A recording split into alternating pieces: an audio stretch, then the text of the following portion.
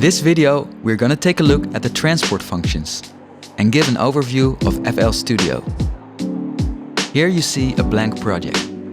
First, we have to make sure that our audio settings are set correctly. Open the preferences and make sure that the input, output and buffer size are set correctly. At the top of your screen, you will find the transport functions, which control playback, stop and recording. To change the tempo, you can either click and drag up or down, or right-click the BPM and select Type in Value.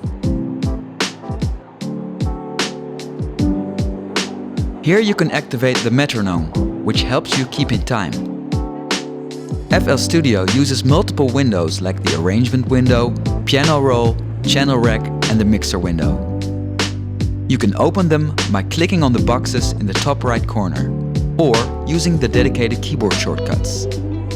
To save your project, go to File, Save As, select a location and fill in a name. Now you have learned how to set up the basics of FL Studio.